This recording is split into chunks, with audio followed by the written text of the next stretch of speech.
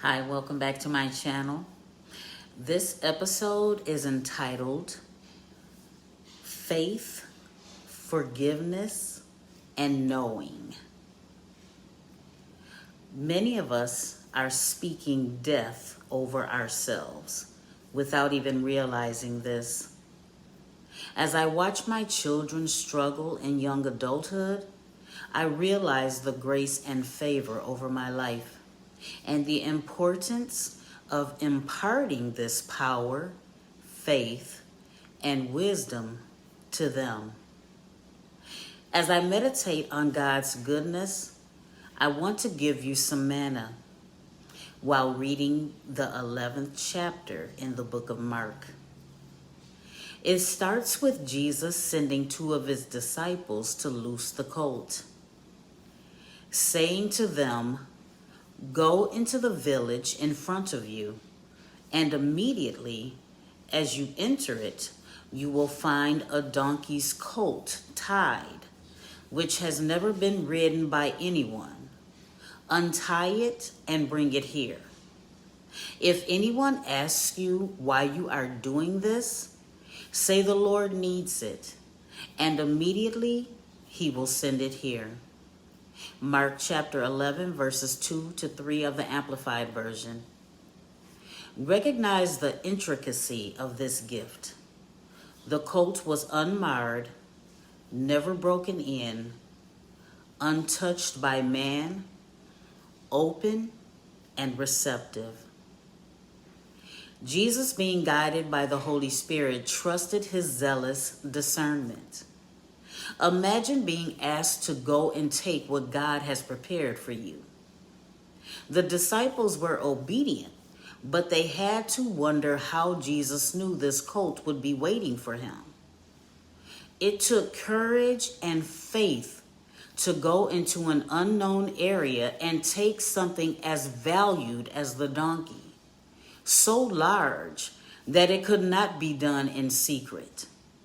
Not knowing who it belonged to, fully aware of the punishment for someone caught stealing. Jesus gave them a simple command and they obeyed, not knowing the outcome. What is significant? That they had to do this in the presence of strangers, trusting that these outsiders were aware of their own individual assignments. The Holy Spirit made me think of the blind man who sat at the side of the road. And when he heard that it was Jesus of Nazareth, he began to cry out and say, "Jesus, thou son of David, have mercy on me." And many charged him that he should hold his peace. But he cried the more a great deal, "Thou son of David, have mercy on me." Mark chapter 10, verses 47 and 48 of the King James Version. This man was at his lowest, or at his lowest. He had nothing to lose, so he didn't care what anyone thought of him. Those around him may have labeled him as being undignified and unworthy. But he is the perfect example to whom much is given, much is required. Walking in the Spirit as opposed to walking in the flesh, he is begging for Jesus, contrary to the observers that stood on the sidelines. His heart is ready to receive all that Jesus has for him, having nothing to lose. The crowd being more concerned with how they appeared to those around them.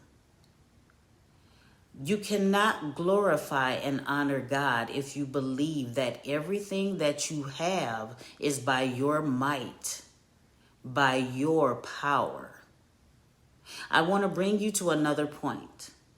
Jesus was about to prove the power of faith, to not only speak life, but also death. On the next day, when they had left Bethany, he was hungry, seeing at a distance a fig tree in leaf. He went to see if he would find anything on it, but he found nothing but leaves, for it was not the season for figs.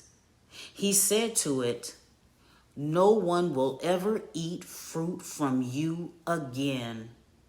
And his disciples were listening to what he said. Mark chapter 11, verses 12 through 14 of the Amplified Version. Now consider this. When Jesus came to that tree looking for fruit, it was not prepared. Compare this to all those standing on the sidelines whose hearts were not ready to receive. The tree was rejected and, just as important, cursed by him, meaning Jesus, because it was not fit. The key initiative is to be willing and in a state of constant readiness. It is written in Revelation for such a time as this. "Behold, I stand at the door and knock.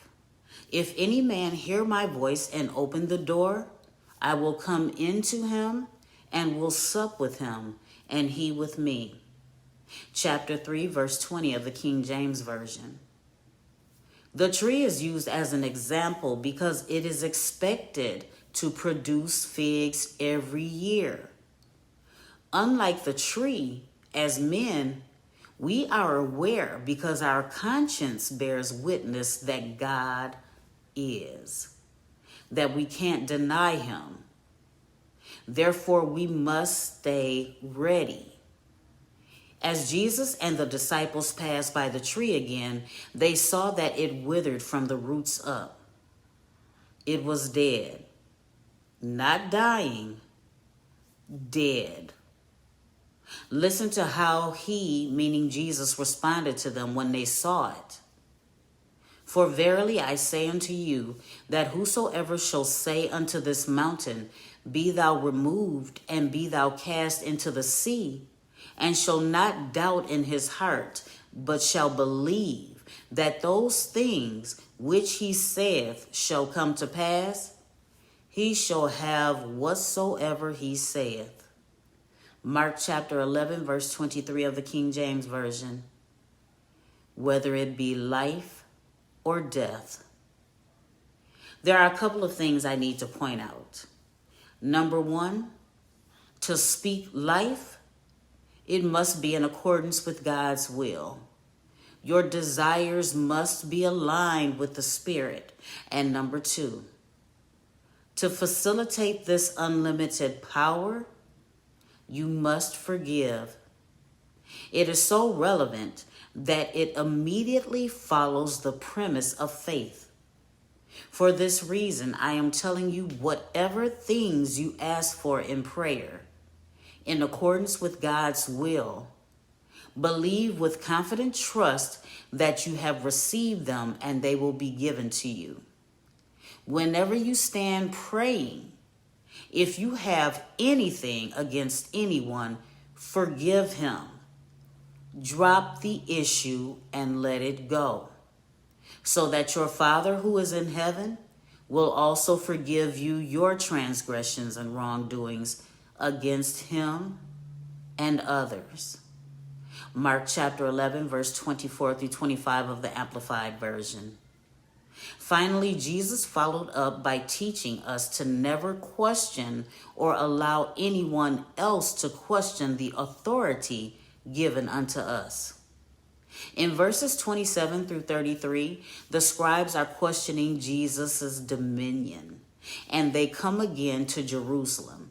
And as he was walking in the temple, there come to him the chief priests and the scribes and the elders, and they say unto him, By what authority doest thou these things? And who gave thee this authority to do these? And Jesus answered and said unto them, I will also ask of you one question, and answer me, and I will tell you by what authority I do these things. The baptism of John, was it from heaven or of men? Answer me. And they reasoned within themselves, saying, If we shall say from heaven, he will say, Why then did you not believe him? Now let me stop right here, because every time Jesus had an interaction with these deniers. It was clear that they were cognizant of their words and deeds. This is why it is written, because that which is known about God is evident within them, in their inner consciousness, for God made it evident to them. Romans chapter 1, verse 19 of the Amplified Version. Yet I digress. But if we shall say of men, they feared the people, for all men counted John that he was a prophet indeed. Now again, I will deviate briefly, as addressing and confirming men's desire to worship with adulation of self. And they answered and said unto Jesus, We cannot tell. And Jesus answering saith unto them, Neither do I tell you by what authority I do these things. King James Version. See, when you are ordained of God, you don't owe any man an explanation, lest they become a snare to your ministry. Some men refuse to answer to God, but feel that it is acceptable to demand that men explain their intents and actions to them, deeming themselves esteemed above God in their minds. Let me give you a stark example. A man will attempt to demean and dishonor another, devaluing them. This is dangerous because you are denying God's deity, having no infinite power over life or death. But you criticize and mock the ultimate creator because of blatant ignorance and arrogance. Take heed. I have said, Ye are gods, and all of you are children of the Most High. But ye shall die like men, and fall like one of the princes. Psalm chapter 82, verses 6 through 7 of the King James Version. We take the scriptures of being as gods out of context to exalt ourselves. But the writer is warning that although all men are created in God's image, we are just that, mere men. Let that sink in and meditate on this. For that which befalleth the sons of men befalleth beasts, even one thing befalleth them. As one dieth, so dieth the other. Yea, they all have one breath, so that a man hath no preeminence above a beast. For all is vanity. Ecclesiastes chapter 3, verse 19 of the King James Version.